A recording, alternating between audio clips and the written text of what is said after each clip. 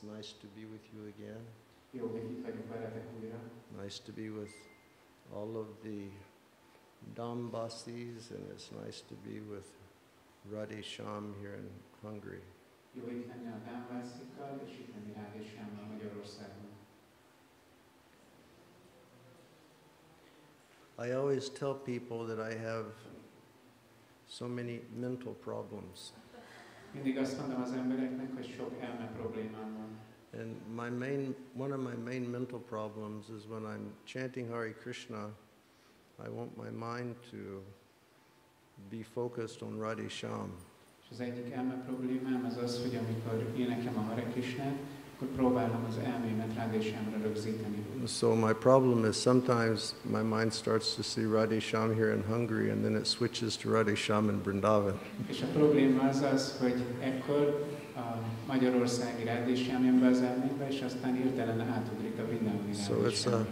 struggle to control my mind between the Radha-shams. És egy nehézségem van, hogy kontrolláljam az elmémet a két Radha-sham között. Amongst all the other problems there is to control the mind. A többi elmekontroll problémámmal együtt. We're happy to be back here and to see your beautiful community. Örülök, hogy újra itt vagyok, és láthatom a csodás közösségeteket. And to be with all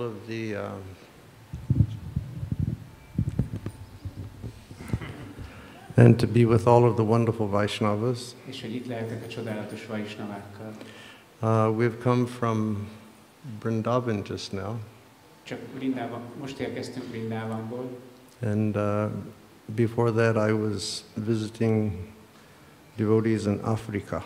És előtte baktákat látogattam meg Afrikában. For a short time. So I sort of came Africa one day in Vrindavan and then to Radha-sham. Rövid idő volt, Afrikából elmentem egy napra Brindavanba, aztán ide Radha-shamhoz. So today is the appearance day of Lord Nṛsimha. Ma van az Úr Nṛsimha megjelenési napja. It's a very auspicious day in the lives of all devotees. Ez egy nagyon kedvező nap minden bakta életében.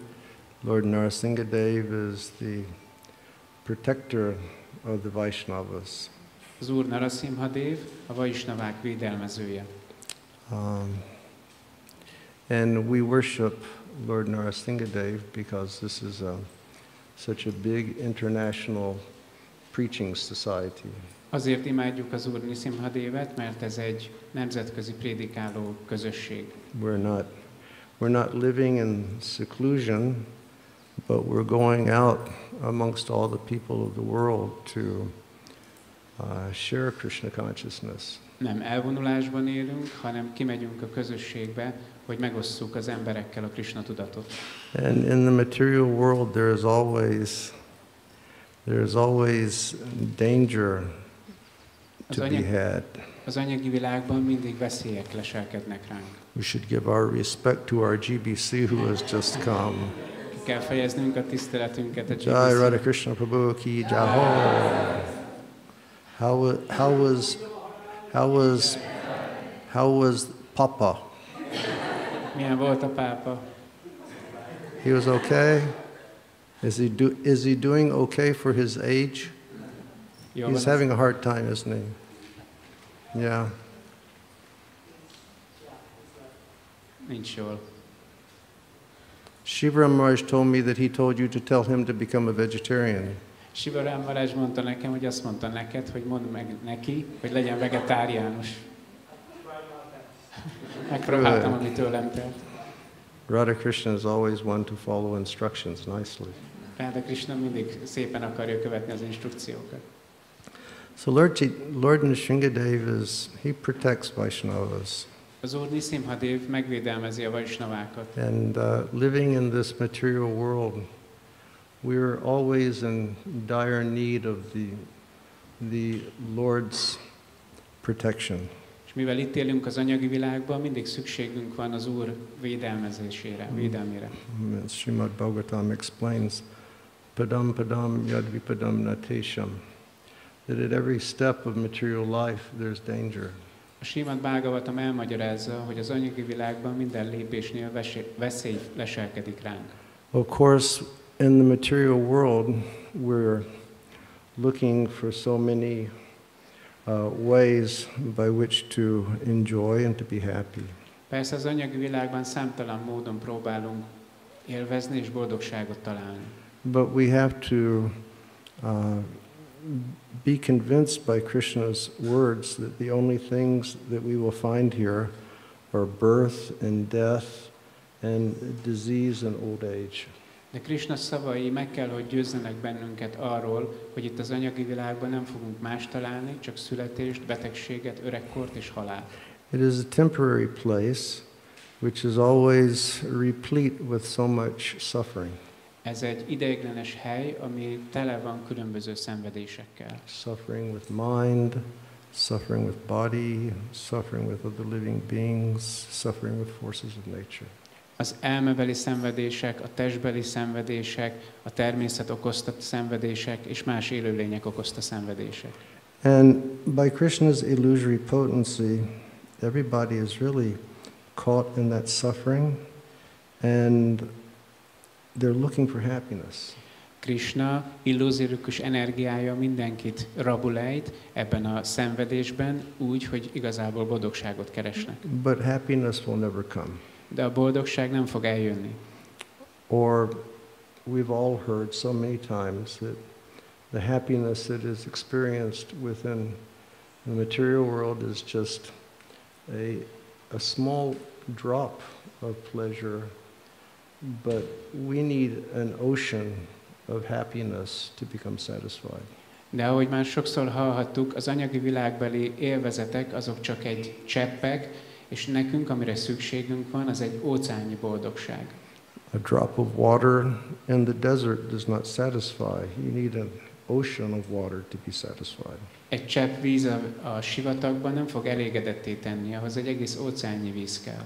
So that's the material situation. Ez az anyagi helyzet. And the Vaishnavas, they go out into that situation to present the divine knowledge of Krishna. A Vaisnavák kimennek így a társadalomba, hogy bemutassák Krishnának az isteni tulajdonságait. So there can always be dangers. És ezért mindig veszélyben lehetnek. Or as Srila Prabhupada says in the Bhagavad Gita, Vagy ahogy Srila Prabhupada mondja a Bhagavad Gitában, there can even be an accident on the royal highway. hogy még a királyi úton is vannak balesetek. So Srila Bhaktivinoda, he introduced this worship of Lord Nṛsimha because he really wanted this Krishna consciousness movement spread in every nook and corner of the material world. Srila Bhaktivinoda Thakur azért indította el az Úr Nṛsimha imádatát, mert azt szerette volna, hogyha a világ minden legeldugottabb részére is eljusson a Krishna tudat. So he is our great protector in our preaching mission. Ő a nagy védelmezőnk ebben a prédikáló mozgalomban. He protects his devotees and also for those who become advanced in Krishna consciousness, Lord Nṛsimha, he removes so many unwanted qualities from our hearts that impede us from engaging in the worship of Radha and Krishna. Megvédelmezi a baktákat, és ahogy a bakták fejlődnek a lelki életben, az Úr Nṛsimha eltávolít a szívünkből olyan tulajdonságokat, amelyek akadályozzák azt, hogy előre haladjunk Radha Krishna imádatában. In the Chaitanya Charitamrita, Krishna is described as having so many qualities, but two of his crowning qualities is that he is Rasika Shekhar and Bhaktavatsal.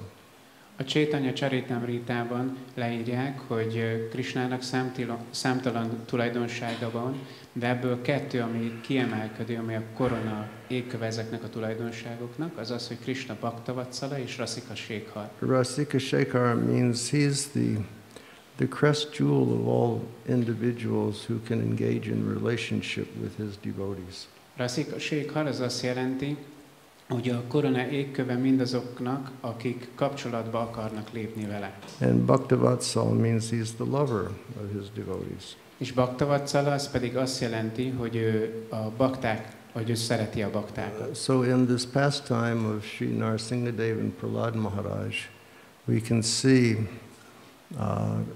the loving relationship of Lord Nṛsimha Dev and Bhakta Prahlad. Ebben a keftelésben láthatjuk az Úr Nṛsimha Dev és Bhakta Prahlad között a szeretetteljes kapcsolatot. That the Supreme Personality of Godhead appeared in this world in such an unprecedented form in order to protect his devotee. Az Úr megjelent ebben az elképzelhetetlen formában, annak érdekében, hogy megvédelmezze a baktáját. And to reciprocate the love of his devotee. És hogy viszonozza a baktájának a szeretetét. Bhakta Prahlad, he was one of those topmost devotees who was Atma Nivedana, or fully surrendered to the Lord at all times. Bhakta Prahlad, ő az egyik Atma Nivedana bakta, azon különleges baktáknak az egyike, akik teljes mértékben meghódolnak az Úrnak. When we read the pastimes of Prahlad and what he encountered with his father Hiranyakasipu, Prahlad was never in anxiety. Hogyha olvassuk a kefteléseket, hogy Prahládnak min kellett keresztül menni az apjával, Hiranyakasipuval kapcsolatban, akkor láthatjuk, hogy Prahlad sosem volt bajban, vagy sosem terhelte az őt. Because he was always fully convinced that he would be protected by the Lord. Mert mindig meg volt győződve arról, hogy az Úr meg fogja őt védelmezni. You see, that's the lesson that we have to learn in our lives. Ez a lecke, amit nekünk is meg kell tanulni a mi életünkben. That when we surrender to Krishna in love, he's always going to take care of us. Hogyha meghódolunk szeretettel Krishna előtt, akkor ő mindig meg fog védelmezni He bennünket. tells us that so many times in so many places in the Bhagavad Gita. Ezt annyiszor mondja a különböző helyeken a Bhagavad Gitában. If we absorb our minds in love with him, then he will always maintain what we have, and those qualities which we do not possess, he will give to us. Hogyha elmerítjük az elménket a vele való szeretetben, az iránta érzett szeretetben, akkor meg fogja őrizni, amink van, és hogyha valamire szükségünk van, azt el fogja nekünk hozni. Manmana bhava mad bhakta majjajimam namaskaru. If we think of Krishna with love, if we become his devotee, if we worship him and if we offer our homage to him, we become dear to Krishna by those activities. Hogyha szeretetteljesen gondolunk Krishnára, és ajánljuk a tiszteletünket felé, akkor a baktájával tudunk válni. And because of that, we become dear, or we become priya to Krishna, then he promises, I will bring you to me. És hogyha kedvesek, priák leszünk Krishna számára, akkor ő megígéri, hogy elvisz bennünket magához. His ultimate instruction is, please just surrender, and then I will bring you to me. A végső utasítás az az, hogy kérlek, csak hódolj meg, és én elhozlak magamhoz. He tells us to come to the transcendental platform of life, because there we will meet and we will have relationship of love. Azt mondja, hogy érjük el az élet transzcendentális szintjét, mert ott akkor találkozhatunk, és kifejezhetjük a szeretetteljes kapcsolatot. So Prahlad was such a surrendered devotee that there was no chance that he would not be protected by the Lord in all circumstances. Prahlad olyan különleges bakta volt, hogy esély sem volt arra, hogy az Úr ne védelmezze meg, bármilyen körülményről is legyen szó. It's just like that story of Ambarish Maharaj and Durvasa Muni.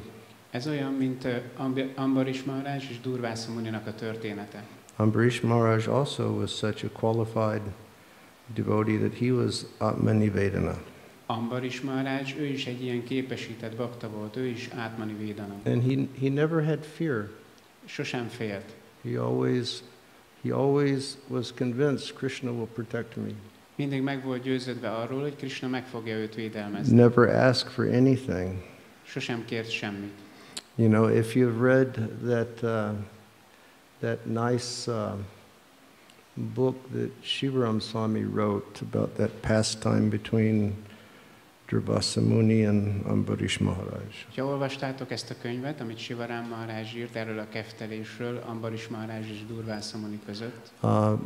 You know, the Lord, He knew that Ambarish Maharaj was so surrendered that he would never try to protect himself, even if he were attacked by someone. Az Úr tudta, hogy Ambarish Maharaj annyira meghódolt, hogy sosem fogja megpróbálni megvédeni magát, még akkor sem, hogyha valaki megtámadja. And so for that reason, the Lord even gave his Sudarshan disc to always protect Ambarish Maharaj. És ezért az Úr elküldte a Sudarshan csakrát, hogy védelmezze mindig Ambarish Maharaj. And then when Durvasa made his mistake, then immediately, you know, Sudarshan went into action. És amikor Durvasa elkövette ezt a hibát, akkor Sudarshan azonnal akcióba lépett. So fully surrendered devotees of the Lord are always protected by the Lord. Azok a bakták, akik teljesen meghódoltak az Úrnak, azokat az Úr mindig meg fogja védelmezni. And we should become convinced of that more and more as we chant Hare Krishna and we engage in the process of Krishna consciousness, that Krishna will always protect me. Ennek a meggyőződésünkkel kell válnia, ahogy énekeljük a Hare Krishnát, ahogy haladunk a lelki életben, hogy Krishna mindig meg fog bennünket védelmezni. Just keep ourselves connected. Csak maradjunk kapcsolatban. And Krishna will always protect. És Krishna mindig meg fog védelmezni. Or yesterday we were reading that verse, Tate Nukampam Susamik Shamano from the Bhagavatam. Tegnap olvastuk ezt a verset a Bhagavatam. And there it says that blessed are those devotees who live in this world and they're always undergoing and experiencing the reactions of their past karmas.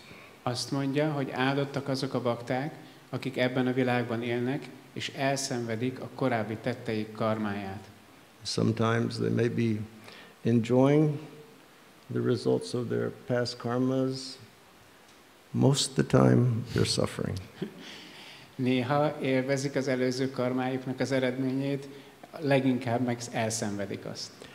But despite the fact that the devotee is undergoing the tribulations of the experience of past karma, if he keeps his mind and his body and his words always absorbed in the Lord, then that devotee will be the fit recipient of the mercy of God.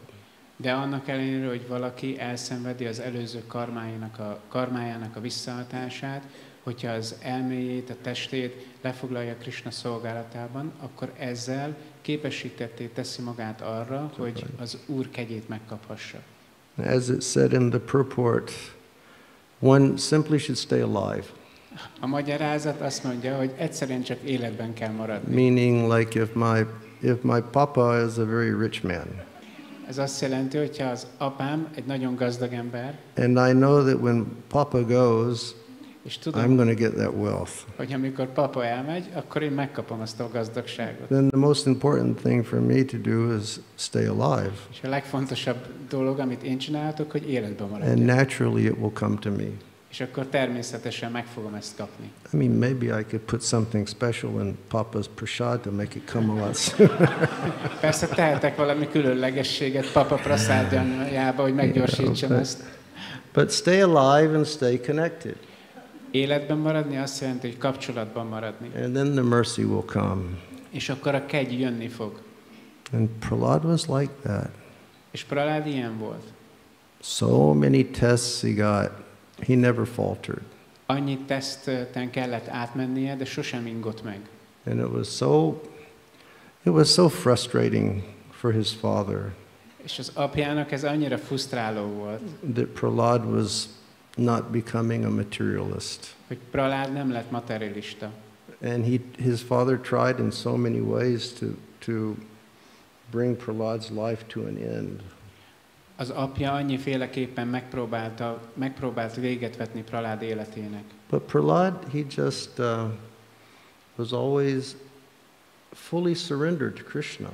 De Prahlad, mint mindig, teljesen meghódolt maradt Krishnának. He was always absorbed, and because of that, he was always protected. Mindig el volt ebben merülve, és ezért mindig meg lett védelmezve. And it would really drive his dad crazy. És ez teljesen megőrítette az apját. But he was just always protected. De mégis mindig ő meg volt védelmezve. Shriram Swami told me one time that he was in his studies, he was reading about that pastime when they threw Prahlad off the mountain to the sea. Shriram Swami Maharaj mondta, hogy tanulmányozta ezt a keftelést, és olvasott erről, amikor Prahládot ledobják a szikláról a tengerbe. And from the time I was young and first heard that pastime, I always assumed that, you know, the Rakshasas, they threw Prahlad and then the Lord just manifest right up there and caught him immediately. És fiatal korom óta azt képzeltem, hogy ez úgy nézett ki, hogy a ráksaszák kihajították a szikláról, az Úr pedig egyből megjelent, és ott fent még elkapta. But Maharaj told me he read some commentary. De Maharaj azt mondta, hogy olvasott egy magyarázatot, That the Lord didn't appear until just like split seconds before Prahlad was going to crash into the ocean. És Maharaj azt mondta, hogy az Úr nem jelent meg egészen addig, ameddig csak egy töredék másodperc volt már csak hátra, mielőtt Prahlad belezuhant volna az óceánba. He wanted to see what Prahlad was going to do. Akarta látni, hogy Prahlad mit fog csinálni. But for Prahlad, he was not worried because he knew the Lord was going to protect him. De Prahlad ő nem aggódott, mert tudta, hogy az Úr meg fogja őt védelmezni. You know, it's like, you know, riding on an airplane sometimes and it gets real bumpy. Ez olyan, mint amikor valaki repülőn utazik, és van olyan szakasz, amikor döcögős. And you start saying so many prayers. És akkor mindenki elkezd imádkozni. Prahlad was very chilled. Prahlad ő nagyon nyugodt volt. Or it's like my driver in Vrindavan, his name is Suraj. Vagy mint a sofőröm Brindavanban, őt úgy hívják, hogy Suraj. You know, we left Vrindavan at 11 the other night to drive to Delhi. Amikor jöttünk ide Brindavanból, este 11-kor indultunk el Delhi. And there was a lot of traffic that night. És nagyon forgalmas volt az éjszaka. It was really crazy. Teljesen őrület volt. And when we got to Delhi, when we got to the airport, I told Suraj. És amikor odaértünk Delhibe a reptérre, akkor ezt mondtam Surajnak. I said, when the point comes and, you know, we die and go away from this world. Amikor eljön majd az ideje, meghalunk és elmegyünk ebből a világból. And Suraj goes to Krishna and Krishna will say, okay, you come to Goloka. És Suraj elmegy Krishnához, és Krishna azt mondja majd neki, jó, te gyere Golokára.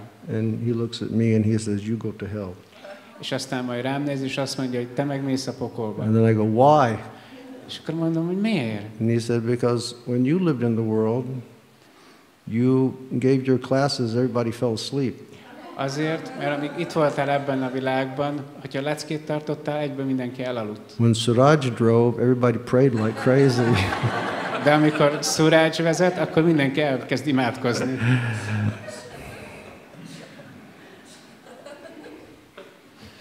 Prahlad had no scarcity of faith. Prahládnak nem volt hiánya a hitből. He knew that by taking shelter of Krishna, always he would be protected.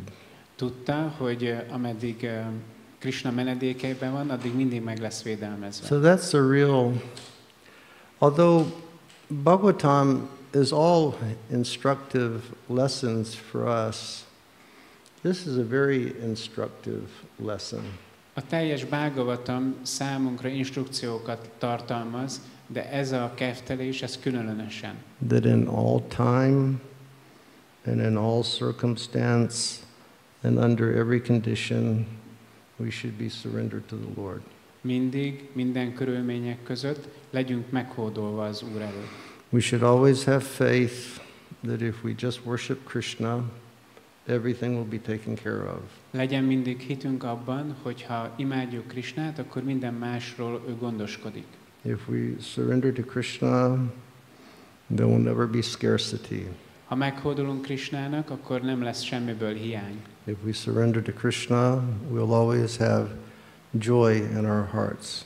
Ha meghódolunk Krisnának, akkor a szívünket mindig öröm tölti majd el. And if we surrender to Krishna, then one day Krishna will allow us to meet him.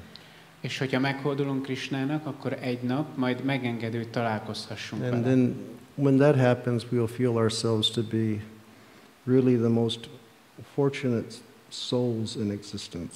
És amikor ez megtörténik, akkor úgy érezzük majd magunkat, mint a világ legszerencsésebb Prabhupada lelke. said, one day we will awaken and we will realize that we love Krishna. Prabhupád azt mondta, hogy egy nap majd felkelünk, és rájövünk, hogy mi szeretjük And we Krisnát. will feel ourselves to be the most fortunate men and women in existence. És az egész teremtésben úgy érezzük, hogy mi vagyunk a legszerencsésebb férfiak vagy hölgyek. So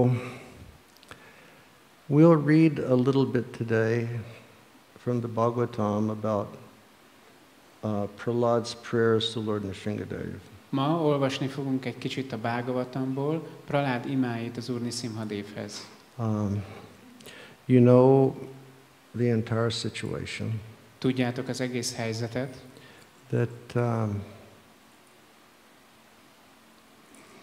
Krishna, he was engaging in rasa with Prahlad.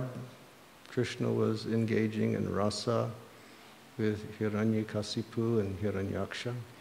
Krishna rasszában foglalta le magát Prahláddal, és rasszában foglalta le magát Hiranyaksával és Hiranyakasipuval. Hiranyakasipu and Hiranyaksha, they're Jai and Vijay. Hiranyakasipu és Hiranyaksa, ők Jai és Vijay. But they made the mistake of committing Vaishnava aparad. De elkövettek egy hibát, Vaishnava aparádot követtek el. And when the Kumaras went to Vaikuntha, the Kumaras, although they're the sons of Brahma, they were appearing like small, naked 5-year-old boys. A kumárák, habár ők az Úr Brahmá fiai, amikor elmentek Vajkuntára, akkor 5 éves meztelen kisfiúként jelentek meg. And they wanted to go into Vaikuntha, Be akartak menni Vajkuntára, but they were stopped, de megállították őket. and then they were cursed. És emiatt ők megátkozták őket, Go to the material world. hogy menjenek az anyagi világba. And Srila Prabhupada said there was a necessity for that. Srila Prabhupád azt mondja, hogy szükség volt erre. He said, because sometimes the Lord, he likes to have rasa of fighting. Mert az Úr néha szeretné a harcnak a rasszáját élvezni. But he doesn't like to fight with nasty people. He'll like to fight with his devotees. De nem szeret bűnösökkel harcolni, hanem a baktákkal szeret. You see, so Jai and Vijay, they came to the world and they took birth at different times. És ezért Jai és Vijay eljött az anyagi világba, és párszor megszülettek.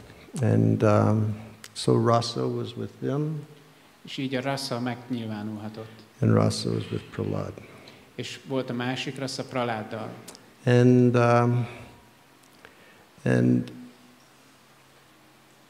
Hiranyakasipu was becoming too powerful, Hiranyakasipu túl hatalmas lett.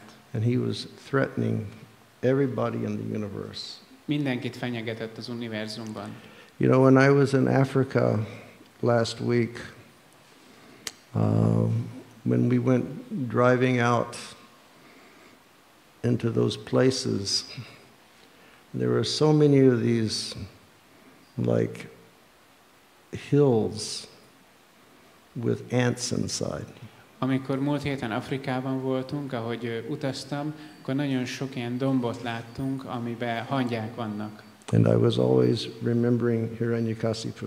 És mindig Hiranyakasipura emlékeztettek. Because he started performing his tapasya. Elkezdte a tapaszjáját, And he was so powerful that, the ants, they formed the hill over his body and they completely ate away everything. és olyan hatalmas volt, hogy ahogy meditált, a hangyák fölépítették a várokat köré, és leettek róla mindent. He just kept his life force moving inside of his bones. És ő az életerejét bent tartotta a csontjaiban. I mean, he was a pretty determined person also. Elég eltökélt személy volt. But determined for the wrong thing. De sajnos a rossz dolog felé volt eltökélt. So he wanted to conquer the whole universe. Le akarta győzni az egész univerzumot. He was becoming very successful. És nagyon sikeres volt ebben. He went off to conquer Devatas. Legyőzte a dévatákat. He left his wife behind and she was expecting the baby. Hátrahagyta a feleségét, amíg ő várandós volt. Devatas came to kidnap. A dévaták eljöttek, hogy elrabolják. They wanted to kill the baby. Meg akarták ölni a gyereket. But then Narada Muni came. De aztán jött Nárada Muni. Said, no, the child in the womb is a great Bhagavat Bhakta. És azt mondta, hogy nem, a mélyben lévő gyermek egy nagy Bhagavat Bhakta. So when the child was in the womb, Narada spoke transcendental knowledge to Prahlad Maharaj. Ameddig a gyermek a mélyben volt, Nárada transzcendentális tudást adott át Prahlad Maharajnak. So when he came out, he had the association of a Mahabhagavat. Szóval amikor kijött, akkor ott volt, mint egy Mahabhagavat. Nothing else mattered. Más nem számított. We should be looking for that type of association. Nekünk is ilyen társaságot kell keresnünk. Get the association of a great Bhagavat. A nagy Bhagavatok társaságát kell keresnünk. Get the association of a Vaishnav, complete with transcendental knowledge and who has no envy of other Vaishnavas. Meg kell kapnunk annak a társaságát, akinek megvan ez a transzcendentális tudás, és aki nem irigy másokat. And that association can change our lives. És ez a társulás, ez meg tudja változtatni az életünket. So then the whole lila takes place. És akkor az egész lila megtörténik. And the boy won't die. A fiú nem hal meg. He can't die because he's always protected. Nem tud meghalni, mert mindig védelem alatt. And father becomes more and more mentally disturbed. Az apa mentálisan egyre zavartabb lesz. And then he asks that fatal question. És felteszi a végzetes kérdést. Where do you get your Shakti? Honnan szeded a Shaktidat? And he said, I get my Shakti from the same place you get your Shakti. És az a válasz, hogy az én Shaktim ugyanonnan jön, ahonnan a te Shaktid jön. And he said, Vishnu. Vishnutól. And when Hiranyakasipu heard that, he really went crazy because it had been Vishnu who had killed his brother.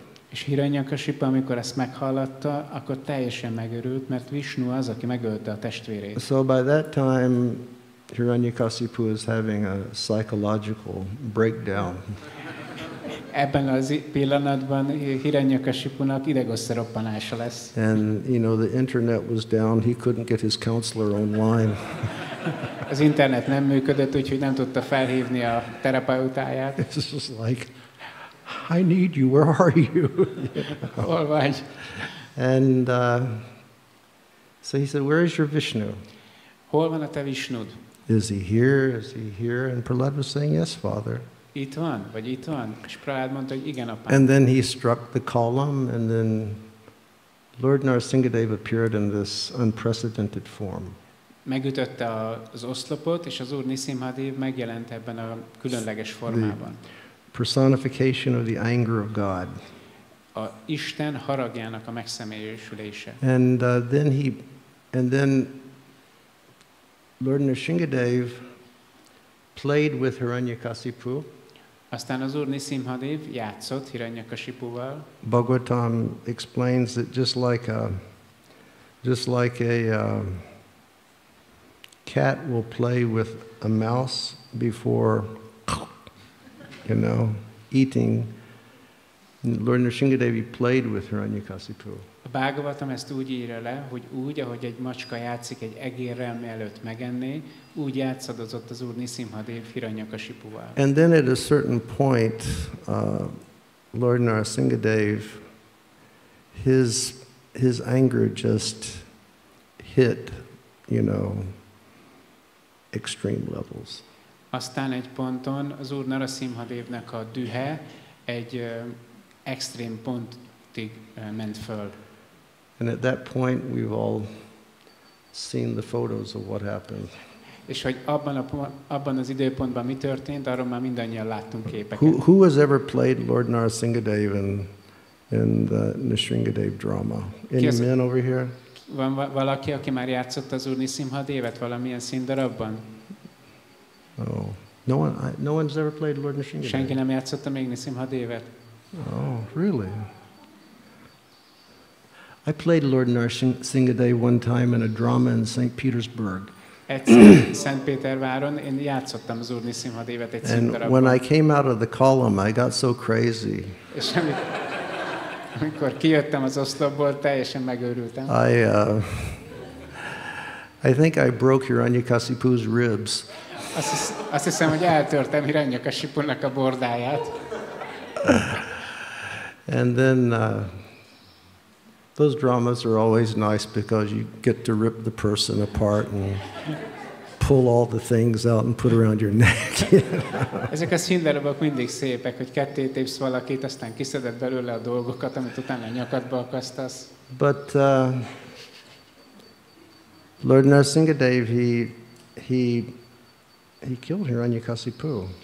Az úr Nṛsimha megölte Hiranyakasiput.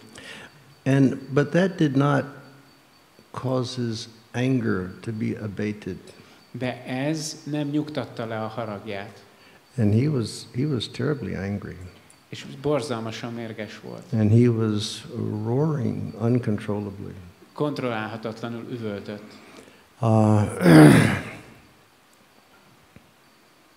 When I was in Africa, we would see the lions. Afrikában, most, hogy voltam, láttunk oroszlánokat. And my guide, he told me, he said, when they roar, you can hear them for kilometers. És azt mondta a turistavezetőnk, hogy ha üvöltenek, akkor az kilométerekről lehet hallani. Their roar is so loud. Olyan hangosan üvöltenek. So here you have the Supreme Personality of Godhead, half man, half lion. És itt van az Istenség legfelsőbb személyisége, félig oroszlán, félig ember. He just ripped apart Prahlad's father. Most tépte ketté Prahlad apját. Intestines are dripping around his neck. A belek ott lógnak a nyakában. His mane is covered with blood. A sörényét vér borítja. His paws are covered with blood. A körmeit vér borítja.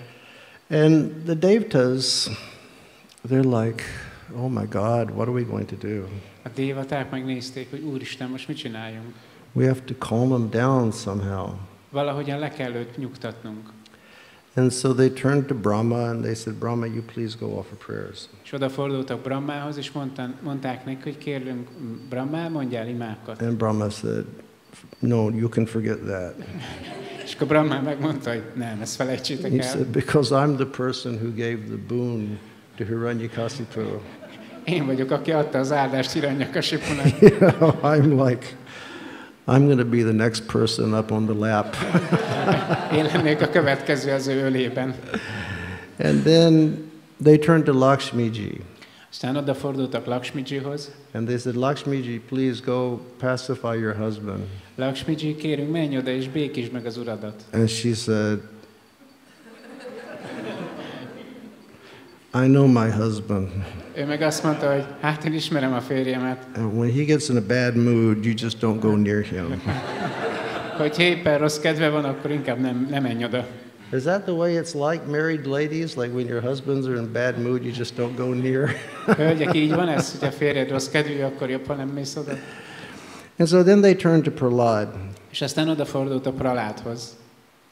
And they said, please, you go pacify the Lord. Kérlek, menj oda, és békítsd meg az Urat. And again, that quality of Atma Nivedana was fully manifest. He had no fear of this ferocious form of the Lord. És ez az Atma Nivedana tulajdonság, ez újra ott volt, mert Prahlád, ő nem félt ettől a félelmetes formájától az Úrnak. You know, this personality just killed his father. Ettől a személyiségtől, aki épp akkor ölte meg az apját. A roaring, very wild way. Az üvöltéstől, ami nagyon vad üvöltés volt. Blood everywhere. Mindenhol vér volt. No fear. De nem félt. And he took a garland and he gave the garland to Nṛsimha. Fogott egy virágfüzért, és odaadta a Nṛsimha Devnek. And then the acharyas, they explained that Nṛsimha Dev, I think it's Śrīla Vishwanath, he says that Nṛsimha Dev, like a cat, started licking Prahlad to give him affection.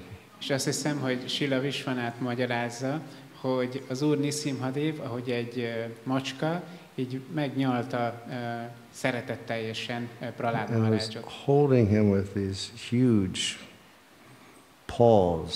És a hatalmas mancsaival tartotta őt. I mean, my goodness, last week in Africa, when, you know, we'd be in the jeep on the road and we would see the lion's tracks, and those lions' feet were about that big. Afrikában, hogy mentünk a jeeppel, lehetett látni a mancs lenyomatát egy oroszlánnak, ami ekkora volt. Who can imagine how big Nṛsimha Dev's paws must have been? Ki tudja elképzelni, hogy az Úr Nṛsimha Devnek mekkora lehet a mancsa? But Prahlad had no fear. De Prahládban nem volt félelem. And then to pacify his beloved Lord, Prahlad Maharaj began to offer prayers. És aztán, hogy megbékítse a szeretett Urát, Prahlad Maharaj imákat kezdett ajánlani. So we will read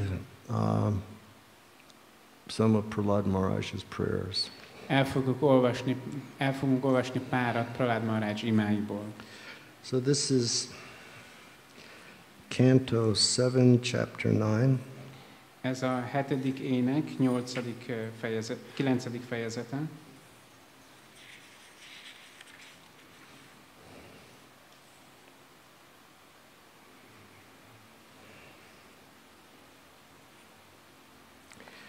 We'll start reading from text number 5. És az 5. verstől kezdjük az olvasást. When Lord Nṛsimha Dev saw the small boy Prahlad Maharaj prostrated at the soles of his lotus feet, he became most ecstatic in affection towards his devotee. Amikor az Úr Nṛsimha Dev látta, hogy a kisfiú Prahlad Maharaj arcra földre borulva fekszik, lótuszlábának talpai előtt, baktája iránti szeretetében nagy extázis ragadta el. Raising Prahlad, the Lord placed his lotus hand upon the boy's head, because his hand is always ready to create fearlessness in all of his devotees. Felemelte Prahládot, és a fejére tette lótuszkezét, mely mindig kész eloszlatni a félelmet minden baktájában. And Prabhupada, he says in the purport, when Lord Nṛsimha Dev appeared, all the devotees became fearless.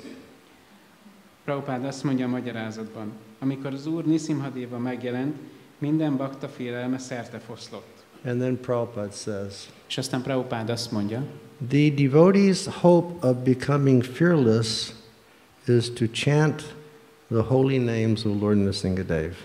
A bakták abban bizakodnak, hogy le tudják küzdeni a félelmüket, ha az Úr Nṛsimha Dev szent nevét éneklik. Jato jato yami tato Nṛsimha. Wherever we go, we must always think of Lord Nṛsimha Dev. Jato jato yami tato Nṛsimha. Bárhová megyünk, mindig az Úr Nṛsimha Devára kell gondolnunk. Then we will never feel any fear. És akkor nem fogunk félni semmitől. Text number 6. 6. vers. By the touch of Lord Nṛsimha Dev's hand on Prahlad Maharaj's head, Prahlad was completely freed of all material contaminations and desires, as if he had been thoroughly cleansed. Therefore, he at once became transcendently situated, and all the symptoms of ecstasy became fully manifested in his body. His heart filled with love and his eyes with tears, and thus he was able to completely capture the lotus feet of the Lord within the core of his heart. Amikor az Úr Nṛsimha déva keze megérintette Prahlad Maharaj fejét, Prahlad teljesen megszabadult minden anyagi szennyeződéstől és vágytól, mintha alaposan megtisztították volna. Azonnal a transzcendentális síkra emelkedett, és testén az extázis minden jele megmutatkozott. Szíve csordultig telt szeretettel, szeme könyben úszott, és így képes volt az Úr lótuszlábát tökéletesen a szívébe zárni. May our service one day become so satisfying to our spiritual masters and to Radhe-shyam that Radhe-shyam will place their hands upon our heads. Bárcsak a mi szolgálatunk, a lelki tanítómesterünk és Radhe-shyam felé egyszer olyan sikeres lenne, hogy Radhe-shyam úgy szintén a kezüket a fejünkre helyezze. And we will become completely free of all material contamination and completely free from all material desires. És így megszabadulhassunk minden anyagi szennyeződéstől és vágytól. We'll become transcendently situated. És transzcendentális helyzetbe kerüljünk. And all ecstasies will flow within. És minden extázis átfoljon rajtunk. Prahlad Maharaj fixed his mind and sight upon Lord Nṛsimha with full attention and complete trance.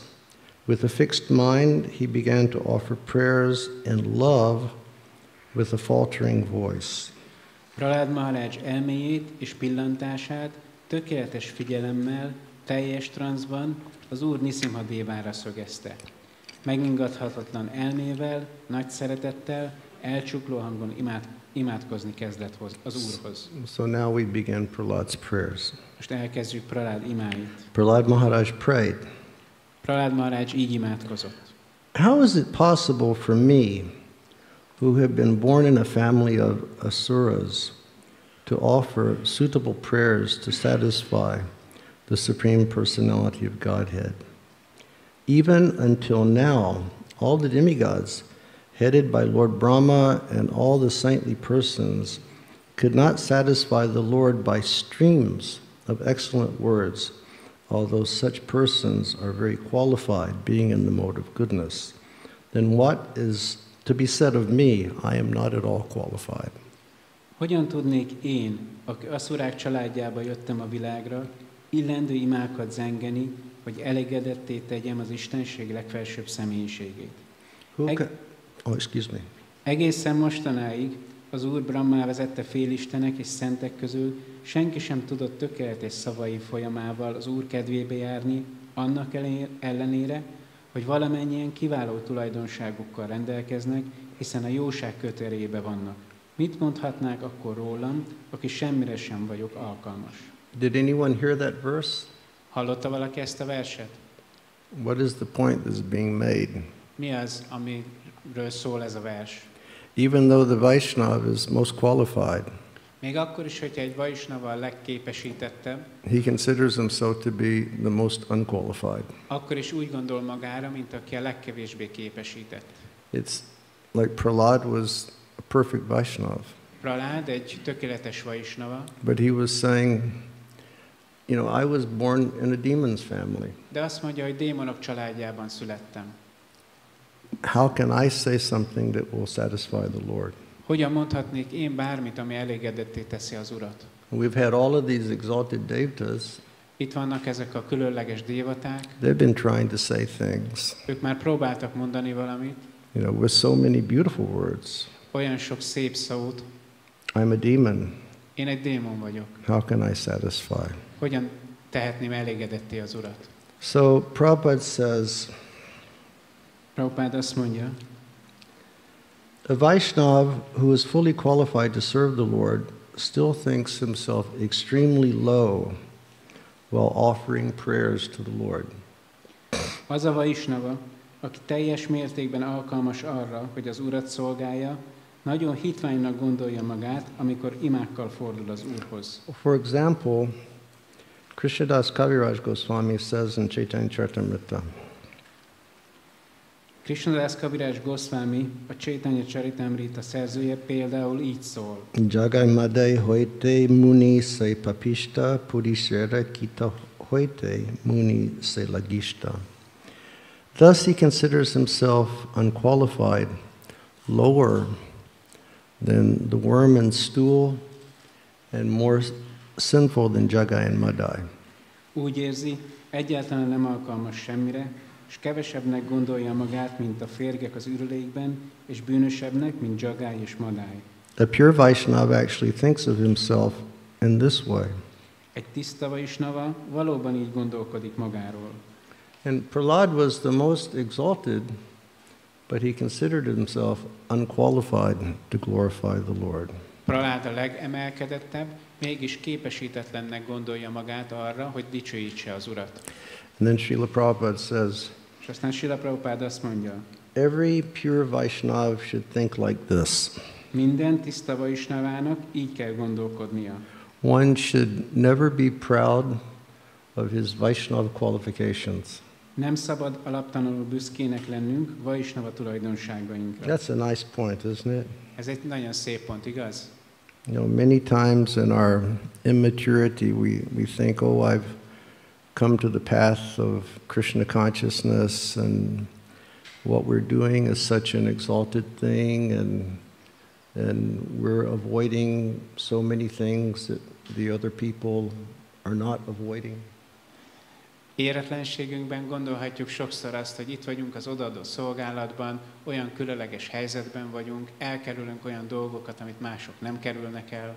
And therefore I must be such an exalted individual. Ezért én egy különleges személy vagyok.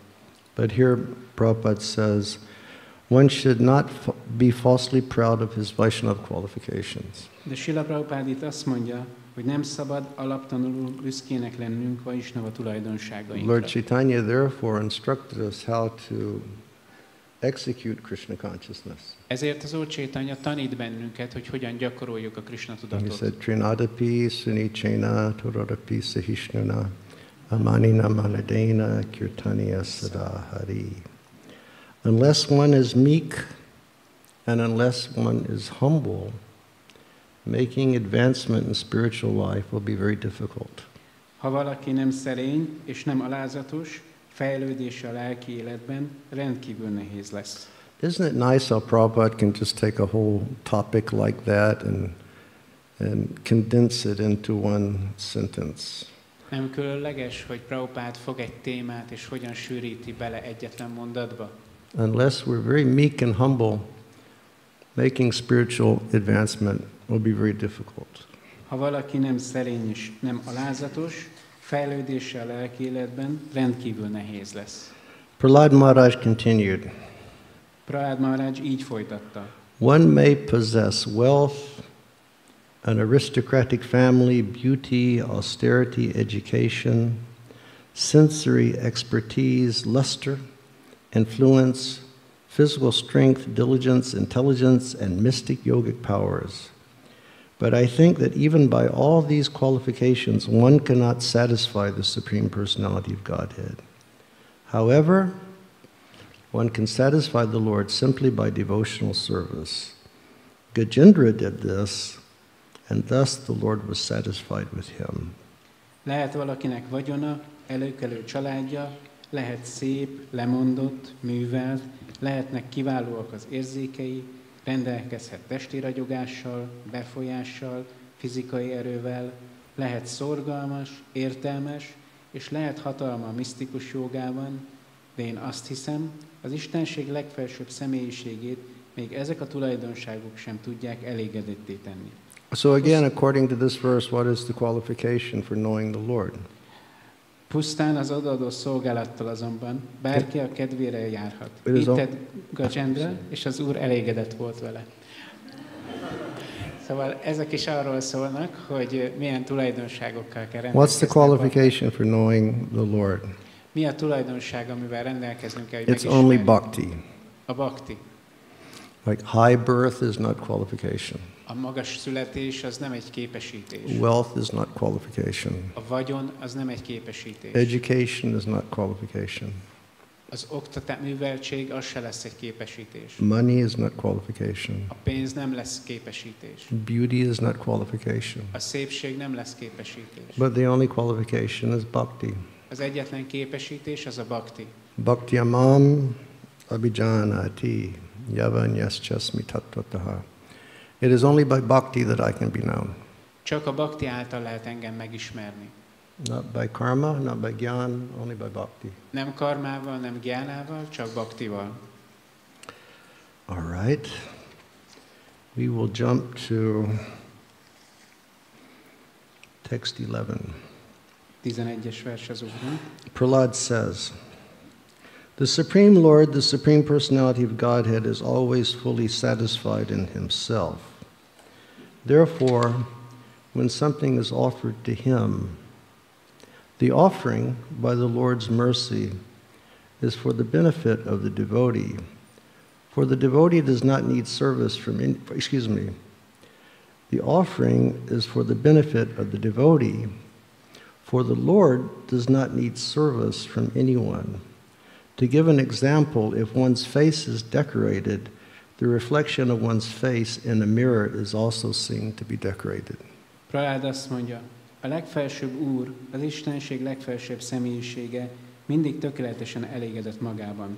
Ezért, ha valamit felajánlanak neki, a felajánlás az Úr kegyéből a bakta számára lesz áldás, hiszen az Úrnak nincs szüksége senki szolgálatára.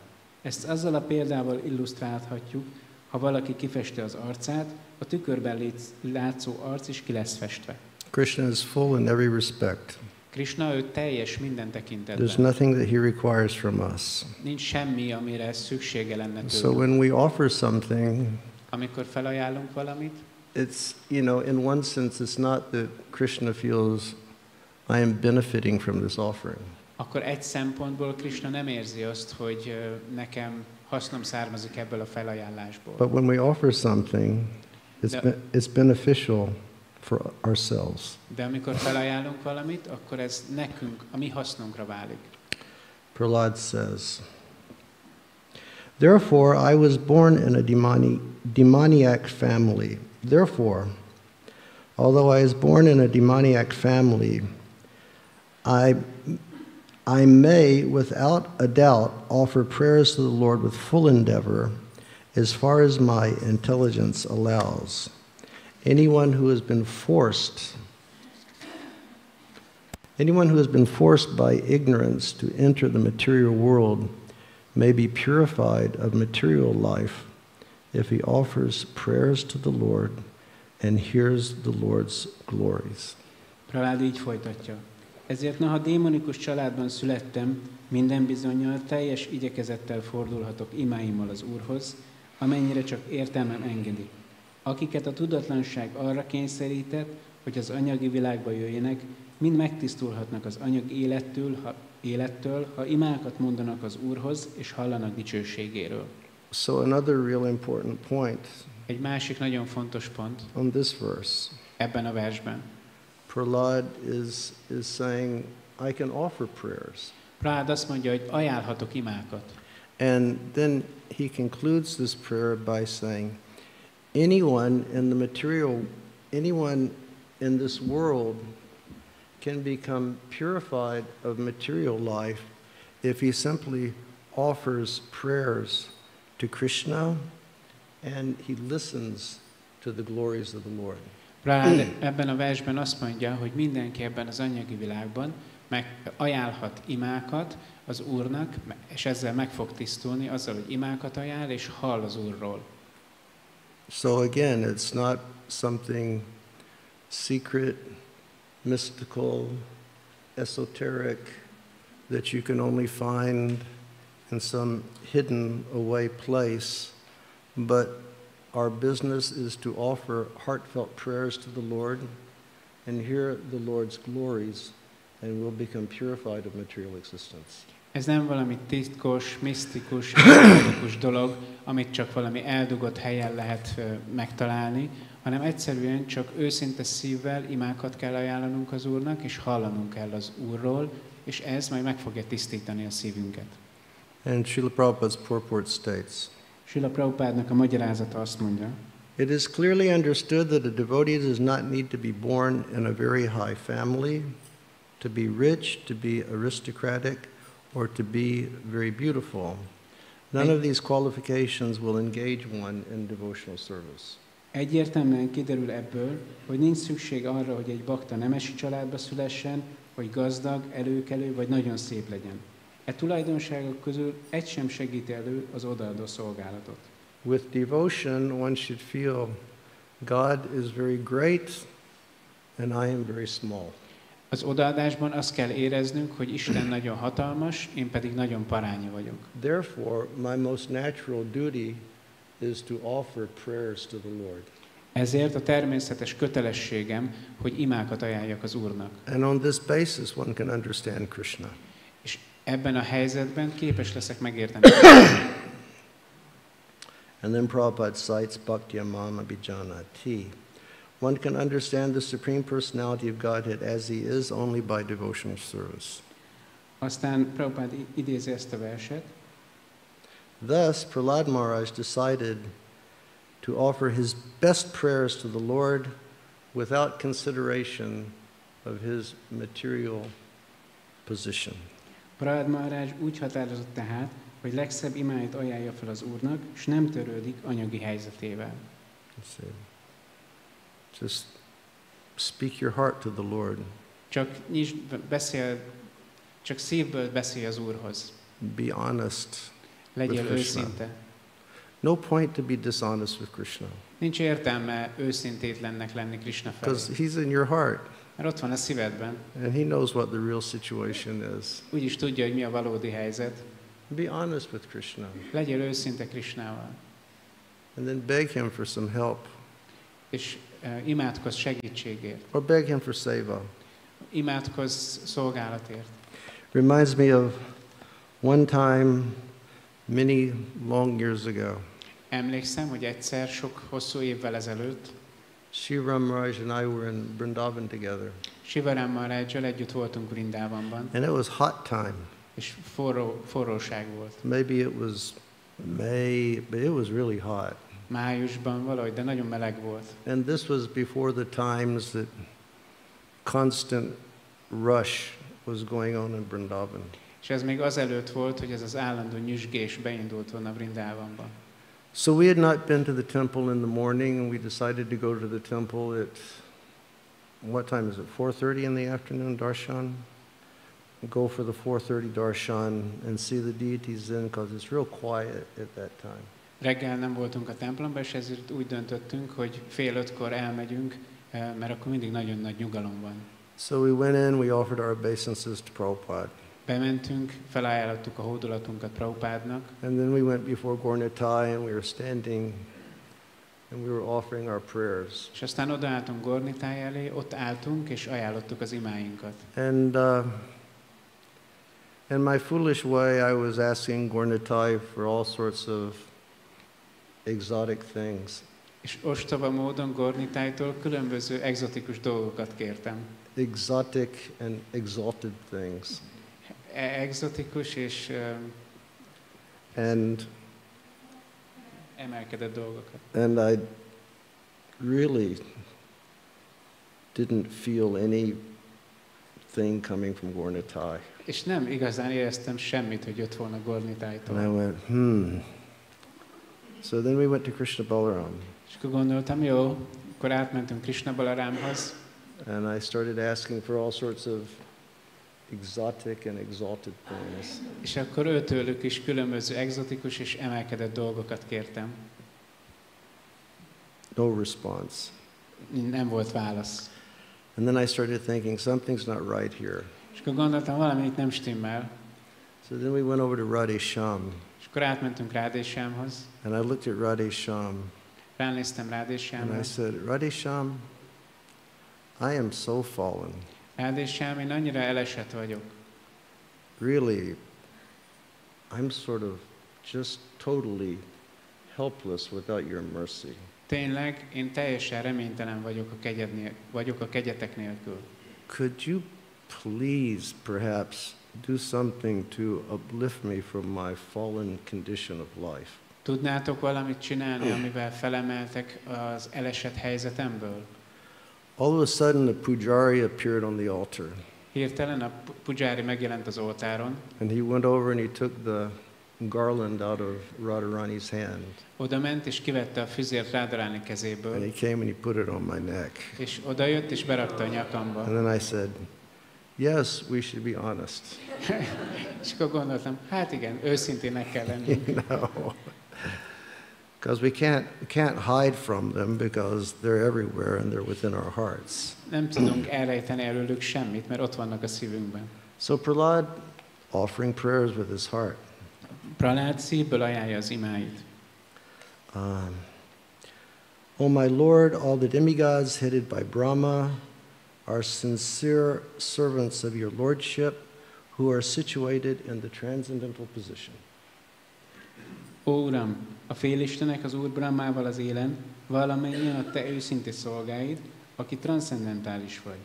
Therefore, you are not like myself and my father. Ők nem olyanok, mint mi, Prahlad és az apja, a démon Hiranyakasipu. Your appearance in this fearsome form is your pastime for your own pleasure.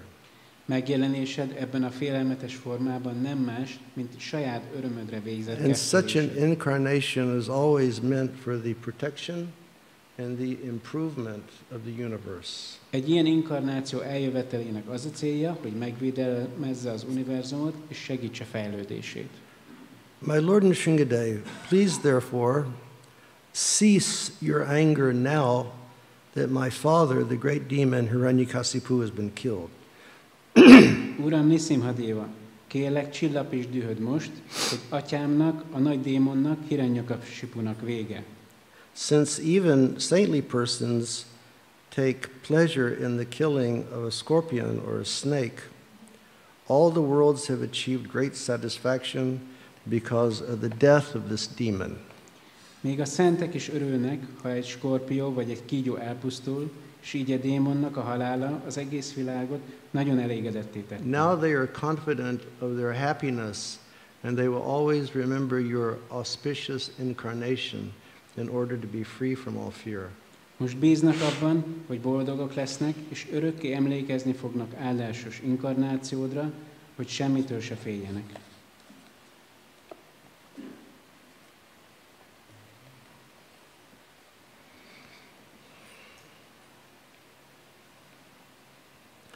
My Lord, you are never conquered by anyone. Ó Uram, akit sosem győz le senki.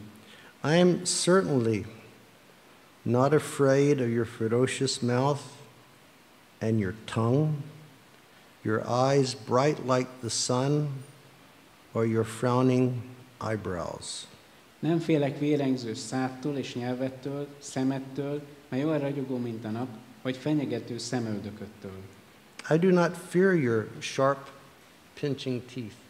Nem félek éles, hegyes fogaittól. I do not fear your garland of intestines.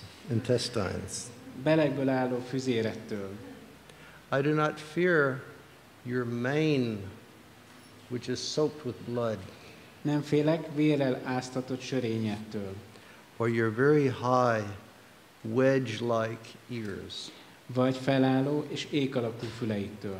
Nor do I fear your tumultuous roaring that makes elephants flee to distant places. Nem félek rettenetes bömbölésettől, mely messzire űzi az elefántokat. And really, I have no fear of your nails, which are meant to kill your enemies. És nem félek karmaittól sem, melyekkel ellenségeidet pusztítod el. Prabhupada says, Nṛsimha's appearance was certainly dangerous for the demons, but Prahlad, he was not disturbed at all. Prabhupád azt mondja, hogy az Úr Nṛsimha megjelenéshez veszélyes és félelmetes volt a démonok számára, de Prahládot egyáltalán nem zavarta ez meg. When I was in Africa, you would see those lions with their big manes. Afrikában lehet látni ezeket az oroszlánokat a nagy sörényükkel. I mean, can you imagine just like one of those lions about 1,000,000 times bigger and that mane is just dripping blood. El lehet képzelni egy oroszlánt, ami milliószor nagyobb, és a sörényéből csöpög a vér. Why doesn't somebody make a movie? Valaki ebből csinálhatna egy jó mozit. O most powerful, insurmountable Lord, who are kind to the fallen souls, I have been put into the association of demons as a result of my activities, and therefore I am very much afraid of my condition of life within the material world. Ó leghatalmasabb, legyőzhetetlen Úr, aki olyan kegyes vagy az elesett lelkekhez. Tetteim következtében démonok közé kerültem, és ezért életem az anyagi világban rettegéssel teli. When will that moment come when you call me to the shelter of your lotus feet? Mikor jön el az a pillanat, amikor lótuszlábad oltalmába hívsz? Which are the ultimate goal for liberation from material life. Amely a végső cél, és megszabadít a feltételekhez kötött élettől.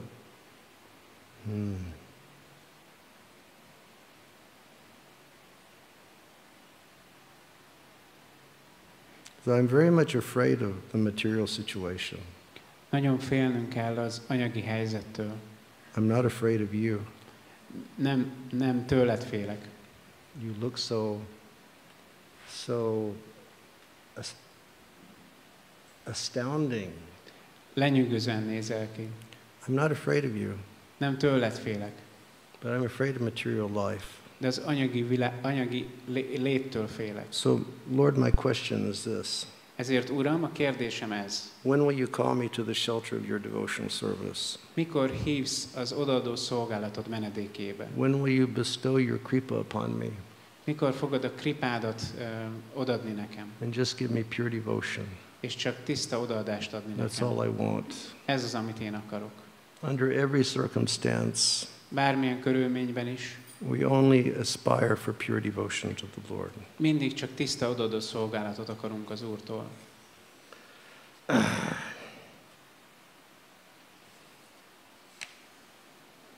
Okay, it's 5 till 10. 5 perc múlva 10, And I was told that class was supposed to go till 10. és azt mondták, hogy 10-kor be kell fejezni. So I am going to skip verses and I'm going to go to a very crowning verse here. Átugrok egy pár verset, egy versig, ami megkoronázza ezt. Okay.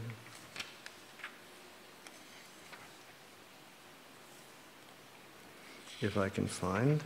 Ha megtalálom. Yes.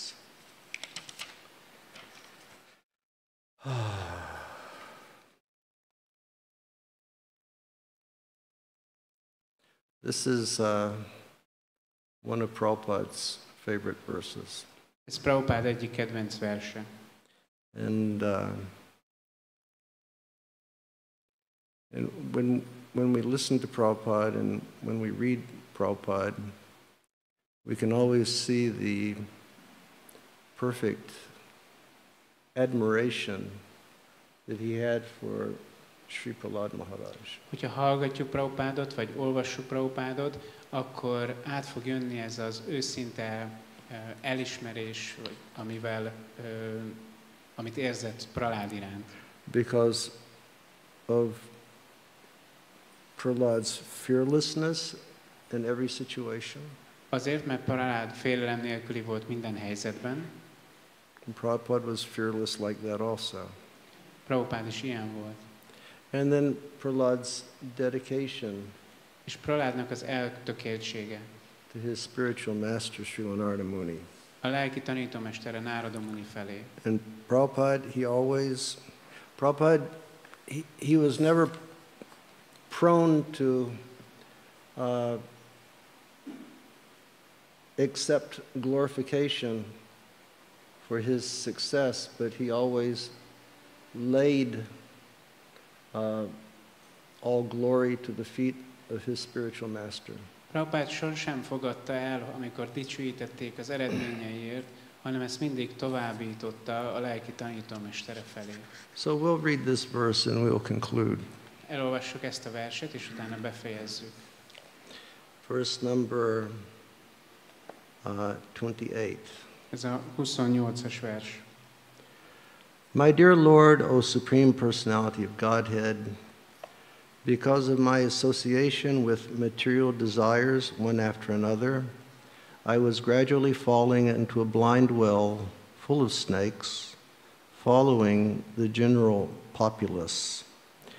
But your servant Narada Muni kindly accepted me as his disciple and instructed me how to achieve this transcendental position. Therefore, my first duty is to serve him. How could I leave his service? Kedves Uram, ó Istenség legfelsőbb személyisége! Mivel egymás után kerültem kapcsolatba az anyagi vágyakkal, lassan egy kígyókkal teli kiszáradt kútba estem, ahogy az emberek többsége teszi.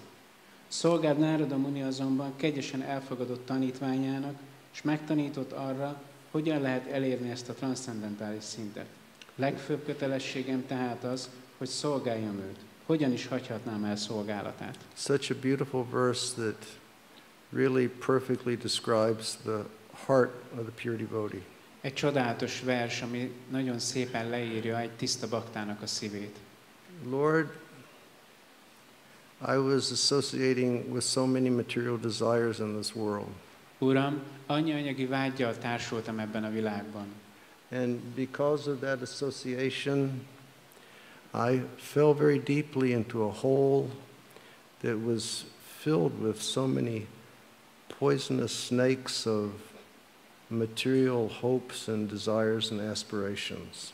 Emiatt beleestem egy sötét kútba, amely tele volt az anyagi vágyak, remények és elvárások mérges kígyóival.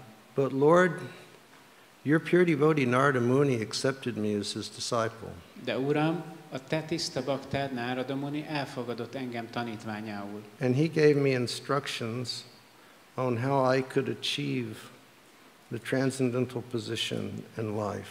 Instrukciókat adott azzal kapcsolatban, hogy hogyan tudom az élet transzcendentális szintjét elérni.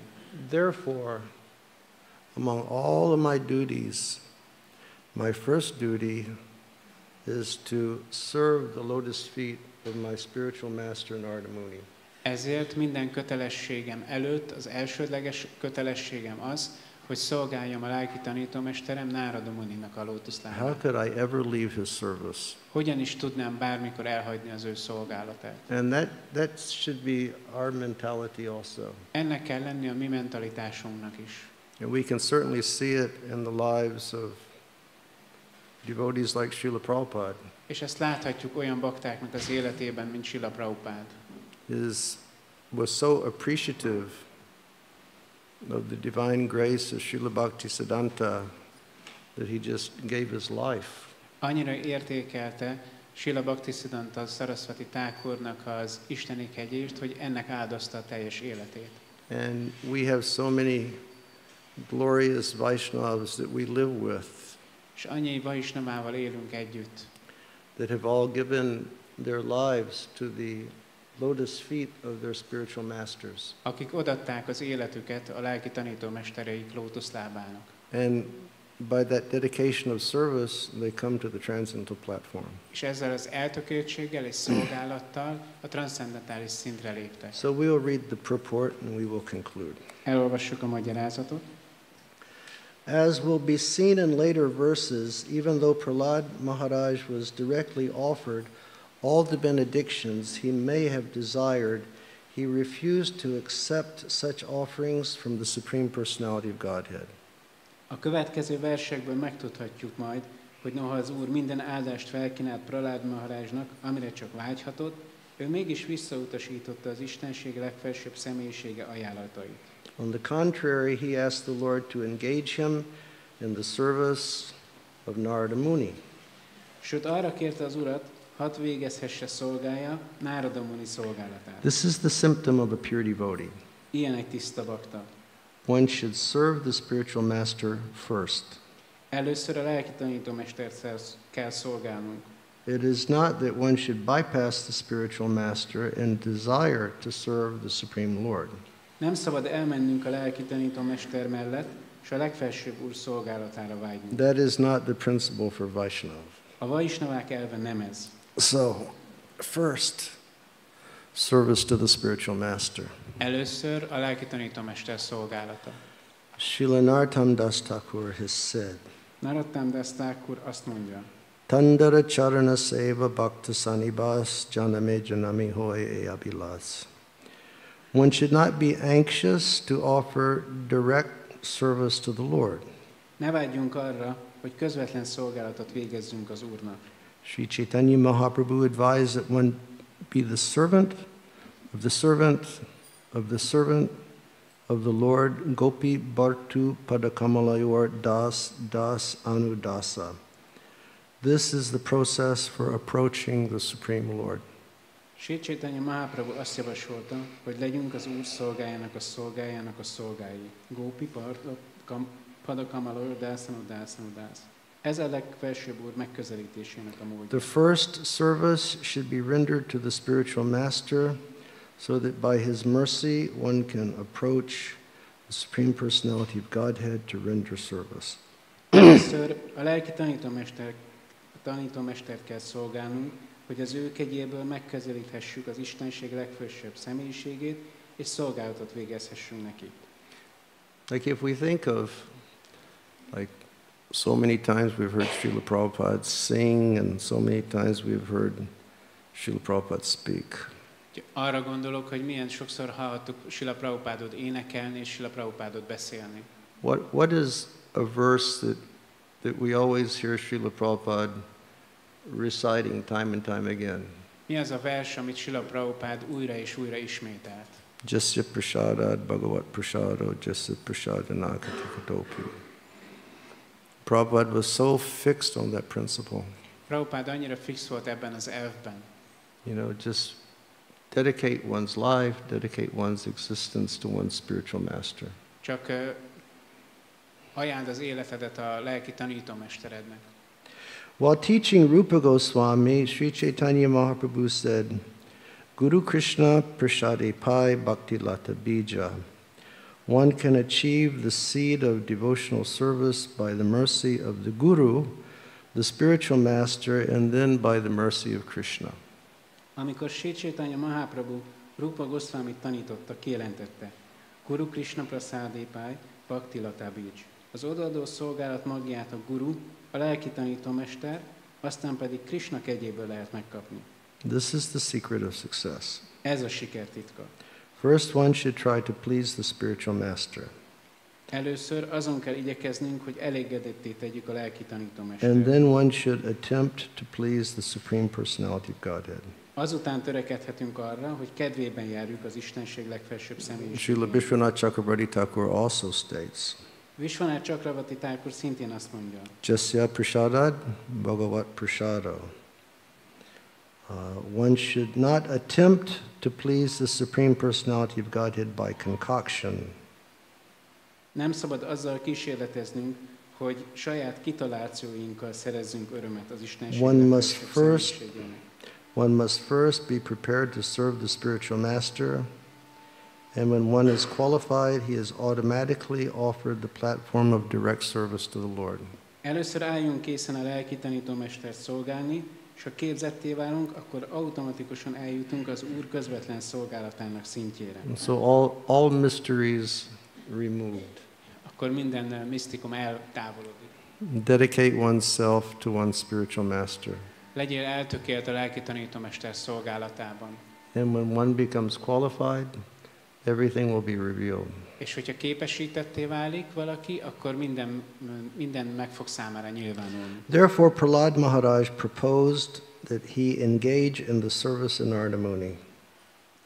Prahlad Maharaj tehát azt tűzte ki célul, hogy Nárada Muni szolgálatát végzi. He never proposed that he engage directly in the service of the Lord.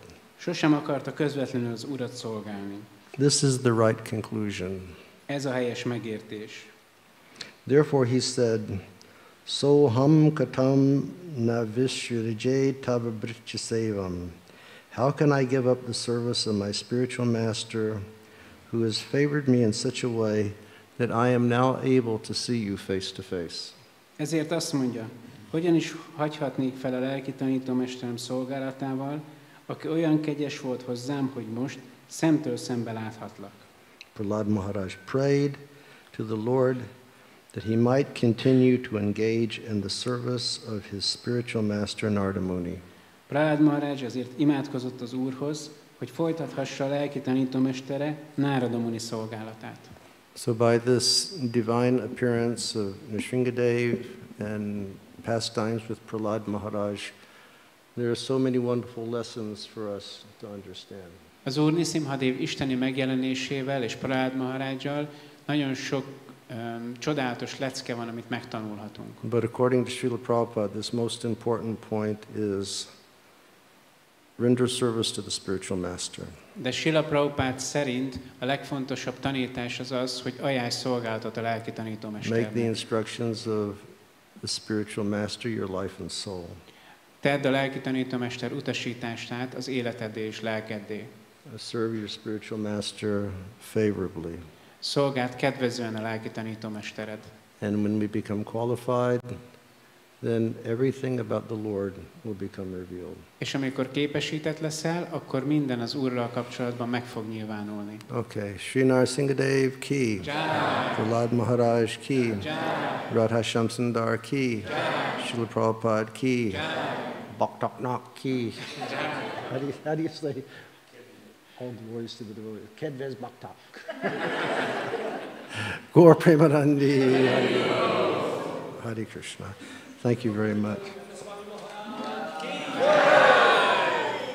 Kedvez Bhaktak. Indulabus. Hare Krishna. Kedves bakták, van egy pár bejelentés.